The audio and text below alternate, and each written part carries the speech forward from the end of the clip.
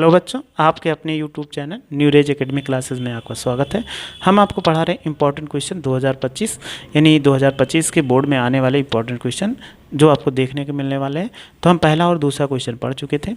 चलिए ये तीसरा क्वेश्चन सॉल्व करना है, तो आइए तीसरा क्वेश्चन पढ़ते हैं और सॉल्व करते हैं। एक आयताकार बाग जिसकी लंबाई चौड़ाई से 4 मीटर अधिक है का अर्ध परिमाप 36 हो। तो बाग की बीमाएं ज्ञात कीजिए। बीमाओं का मतलब लंबाई और क्या करिए, चौड़ाई ज्ञात कीजिए। तो चलिए जैसे क्वेश्चन कह रहा वैसे मान लेते हैं। तो हम क्या कर लेते हैं, लंबाई को x मान लेते हैं और चौड़ाई को क्या मान लेते हैं, y। तो माना आयताकार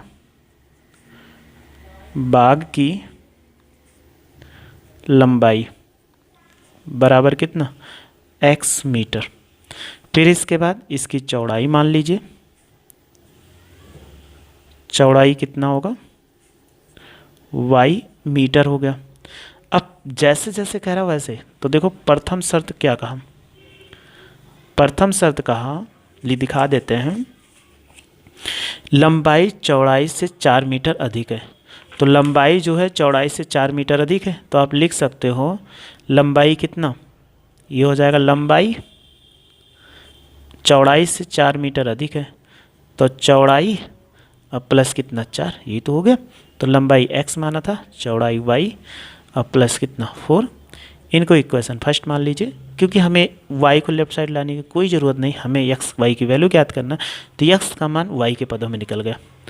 दूसरी शर्त देखो क्या कह रहा है, दूसरी शर्त अगर निकालते हैं तो दूसरी शर्त क्या कह रहा है, इसका अर्ध परिमाप कितना है, 36 है। क्या लिखा है, आयताकार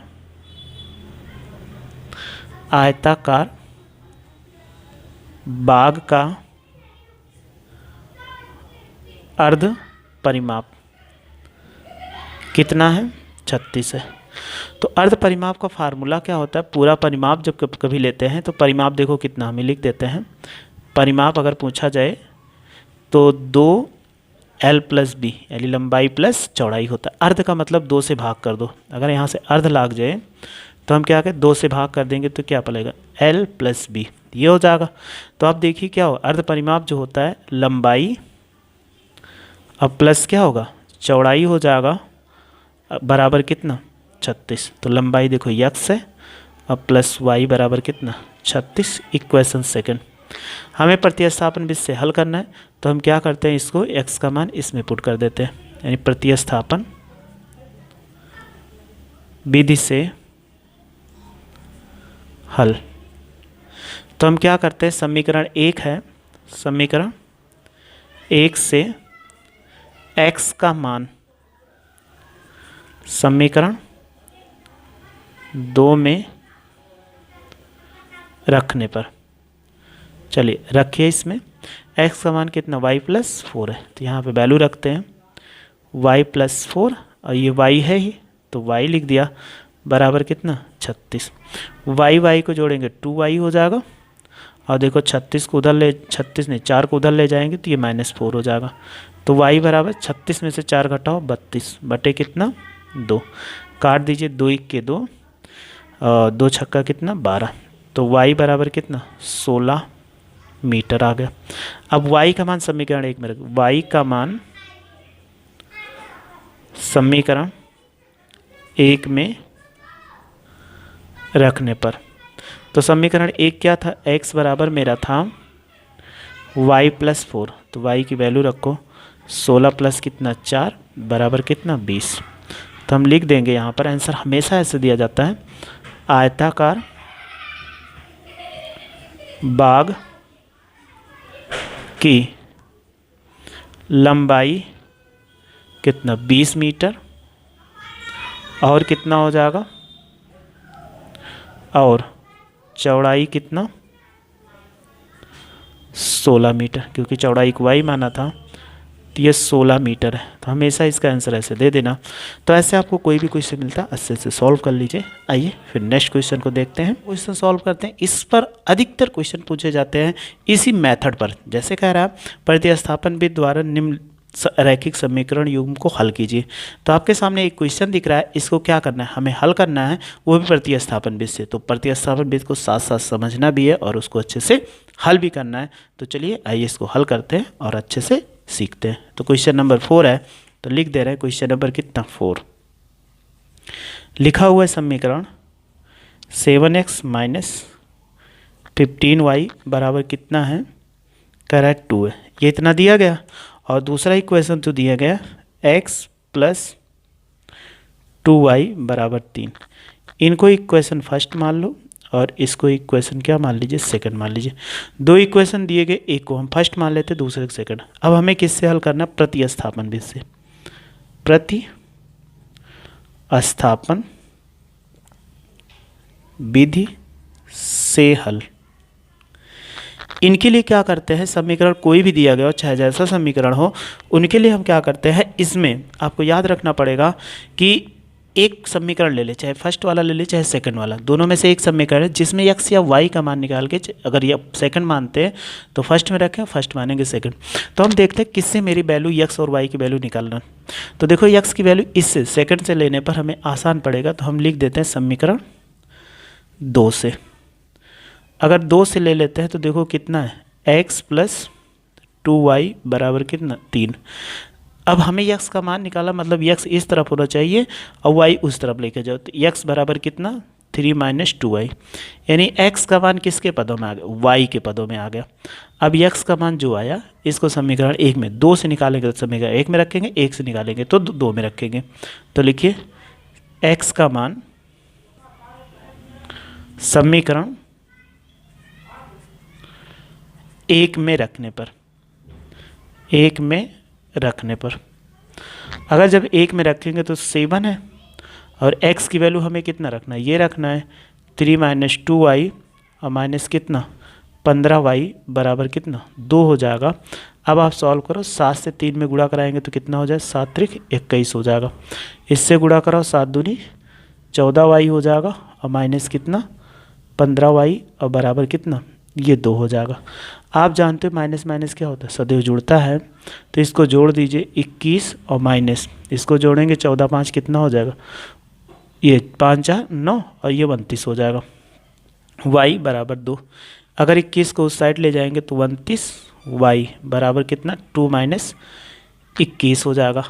अब इनको क्या करिए, घटा दीजिए। तो y बराबर कितना हो, अगर घटाएंगे 21 में से 2 घटाओगे माइनस 19 बटा कितना 29 हो जाएगी, ये माइनस, तो ये माइनस माइनस कट गया। तो देखिए y की वैल्यू कितना आ गई, तो y बराबर जो आ गया 19 बटा कितना 29। ये इसकी y की वैल्यू आ गई, जो हमें पूछ रहा था कि y का मान कितना होगा। तो ये y का मान आ गया। अब y का मान जो आ जाए उसको समीकरण 3 में रख दीजिए। तो लिखिए यहाँ पे y का मान समीकरण 3 में रखने पर, अगर हम 3 में रखते हैं तो 3 हमारा देखो कितना था, x बराबर जब रख देंगे तो x का मान x बराबर 3 माइनस 2y, 3 माइनस 2y, तो y की वैल्यू कितना 19 बटे 29 हो जाएगा। तो आप देखो x हो जाएगा 3 माइनस 19 दूना 38, ये गुणा हो जाएगा 38 बटे कितना 29। अब इनको इससे गुणा कराओ तो x बराबर कितना 9 त्रिक 27 के से 3 दूनी 6 और 2 कितना 8, अब माइनस 38 बटे देखो कितना हो जाए 29 हो जाएगा। इसको ज़रा घटाइए तो कितना आ जाए, अगर आप घटाओगे 17 है, 17 में से 8 गया कितना हो जाएगा 9, यहाँ कितना बचा 7, 7 में से 3 गया 4 बटे कितना हो जाएगा, इसका मान 29 हो जाएगा। तो ये हमें कह रहा था कि इसका आंसर कितना होगा। तो x का मान कितना आ गया 49 बटा 29 और y का मान 19 बटे 29। ये इसका क्या हो गया, आंसर हो गया। तो ऐसे क्वेश्चन मिलते हैं, किसी भी क्वेश्चन को आसानी से आप सॉल्व कर सकते हो, उसमें दिक्कत नहीं है। बस क्या करते हैं, x का मान निकाल के y का दूसरे समीकरण रख दीजिए, या दूसरे समीकरण y का मान निकाल, पहले किसी का मान निकाल के समीकरण में रख दो, आसानी से आंसर आ जाएगा। देखते हैं, लिखा हुआ है एक दुकान में 2 पेंसिल और 3 रबड़ों का मूल्य कितना 9 रुपये। फिर कह रहा है और 4 पेंसिल और 6 रबड़ों का मूल्य कितना 18 रुपये है। प्रत्येक पेंसिल और कह रहा प्रत्येक रबड़ का मूल्य ज्ञात कीजिए। तो चलिए इसको हम सॉल्व करते हैं। तो हमारे पास दो वस्तुएं दी गई, एक पेंसिल दी गई, दूसरा रबड़। तो ये प्रत्येक का मतलब एक। तो ऐसे मान लेते हैं, क्वेश्चन नंबर 6 को सॉल्व करते हैं कि माना एक पेंसिल का मूल्य बराबर कितना, x रुपये। फिर मान लीजिए एक रबड़ का मूल्य कितना हो जाएगा, y रुपये। ये इतना हमें पता चल चुका दोनों का कि एक पेंसिल और एक रबड़ का मूल्य हमें मालूम चल चुका। अब हमें ये मालूम चल चुका तो इसके बाद क्या करेंगे, हम इनका जैसा क्वेश्चन कह रहा है वैसा हम सॉल्व करेंगे। क्वेश्चन क्या कह रहा है कि देखो दो पेंसिल और 3 रबड़ का मूल्य कितना, 9 रुपये। तो आप क्या कर दिए, गुणा करा देंगे। अगर हम गुणा कराएंगे, 2 पेंसिल है तो 2x हो जाएगा और प्लस कितना 3 रबड़ तो 3y बराबर कितना 9 रुपये दे रहा है। फिर दूसरा कंडीशन सेम ऐसे कह रहा है कि 4 पेंसिल और 6 रबड़ का मूल्य कितना 18 रुपये। तो आपको क्या करना है, पेंसिल के साथ x तो ये 4x हो जाएगा और प्लस कितना 6y बराबर कितना 18 हो गया। इनको आप इक्वेशन फर्स्ट मान लीजिए, इनको इक्वेशन क्या मान लीजिए, सेकंड मान लीजिए। दोनों इक्वेशन हमें पता चल चुका। अब हम क्या करेंगे इन क्वेश्चन को सॉल्व करने के लिए कि इनमें जो वैल्यू दी गई x का मान y के पदों में या y का मान x के पदों में। तो चलिए देखते हैं समीकरण 1 से ले लीजिए। किस विधि से हल कर रहे हैं, प्रतिस्थापन विधि से हल। अगर प्रतिस्थापन विधि से हल करें तो 2x प्लस कितना 3y बराबर 9। तो हम x या y का मान निकाल लें। तो देखो 2x बराबर कितना 9 माइनस 3y, ये प्लस है उस तरफ जाएगा तो निगेटिव हो जाएगा। तो x बराबर देखो 9 माइनस 3y और y कितना हो जाएगा 2 आ गया। तो ये समीकरण हम क्या मान लेंगे, 3 मान लेंगे। अब इसका मान क्या करें, समीकरण 2 में रखिए। तो x का मान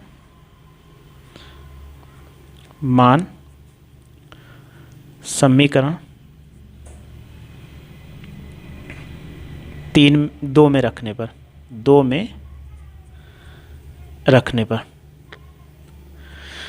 रखते हैं। तो चलिए 2 में रखेंगे तो ये कितना हो जाएगा कि ये जो क्वेश्चन आपका दिया गया इसमें वैल्यू पुट करिए। तो ये कितना 4x, तो 4x की वैल्यू कितना है, देखो यहाँ पर लिखा हुआ है 9 माइनस 3y और y कितना 2, ये x का मान हो गया और माइनस प्लस कितना 6y बराबर कितना 18 आ गया। अब इनको सॉल्व करो तो निकालो वैल्यू, 2 दूनी 4, तो ये 2 कट गया, 4 यानी 2 बचा। तो 9 माइनस कितना 3y और प्लस कितना 6y बराबर कितना 18 आ गया। तो आप देखो 9 दूनी 18 और 3 दूनी 6y और प्लस कितना 6y बराबर कितना 18। देखो ये इससे कट गया तो आप देखिए 18 बराबर किसके आ गया 18 आ गया। इस स्थिति में हमें क्या आ गया, x का मान निकला ही नहीं। सबसे बड़ी समस्या हमारे पास क्या आ गई, हम निकाल रहे थे अभी तक x का मान, लेकिन एक दिक्कत हुई x इसमें ना तो x बचा ना तो y बचा। y का x हमारे वैल्यू निकाले थे, लेकिन रखने पर ये y की वैल्यू ही नहीं निकली, ये लेफ्ट और राइट आपस में बराबर आ गए। तो ये क्या कर देंगे कि इसमें क्या y का मान जब नहीं निकला तो कुछ भी, यानी हम लिख सकते हैं यह कथन y के सभी मानों के लिए क्या है, सत्य है। मतलब चाहे जो y का मान ले लोगे तो वो क्या सत्य रहेगा, इसमें कोई दिक्कत नहीं है। तो हमें देखो इससे यद्यपि क्या हुआ, यद्यपि हमें y का कोई भी मान प्राप्त नहीं हुआ। क्या हुआ, हमने y का मान प्राप्त कर रहे थे लेकिन हमें y का कोई मान ही नहीं प्राप्त हो गया। तो हम x की स्थिति में क्या करें, तो हम x जब y का मान नहीं प्राप्त किया तो x का कोई निश्चित मान नहीं दे सकते हैं। तो x का कोई निश्चित मान नहीं बता सकते या दे सकते, कोई निश्चित मान नहीं बता सकते हैं। तब इससे एक निकलता है हमारे पास। अब इस स्थिति में दोनों के लिए एक समय होता, ना तो x का मान बता रहे हो और ना तो y का मान बता पा रहे हो, तो इस स्थिति में क्या होगे कि यह समीकरण x और y के सभी मानों के लिए क्या करे, संतुष्ट करेगा। अतः यह समीकरण x और y के सभी मानों के लिए संतुष्ट करेगा।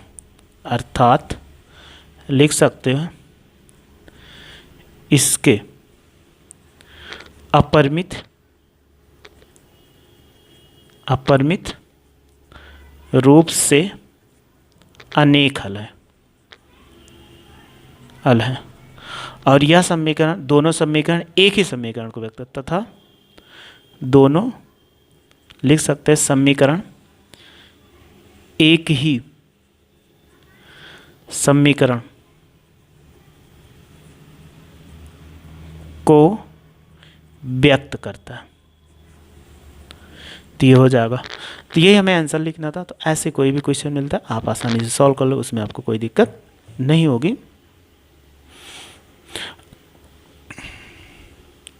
और देखते हैं इसमें, अब हमें पास चाहे जैसा क्वेश्चन मिलता है आप ऐसे क्वेश्चन आराम से सॉल्व करते रहिए। अगर आपको फिर भी कोई प्रॉब्लम होती है तो कमेंट्स बॉक्स में ज़रूर मैसेज करिए, हाँ सर क्वेश्चन नहीं सॉल्व कर पाए, तो उसको हम आपको बता देंगे। बस क्या करना है, एनसीईआरटी बुक में कौन सा क्वेश्चन नंबर है या बता दोगे तो उसका सोल्यूशन जरूर मिल जाएगा। वीडियो अच्छी लगी हो तो लाइक शेयर सब्सक्राइब करिए। वीडियो देख लें। Thank you so much.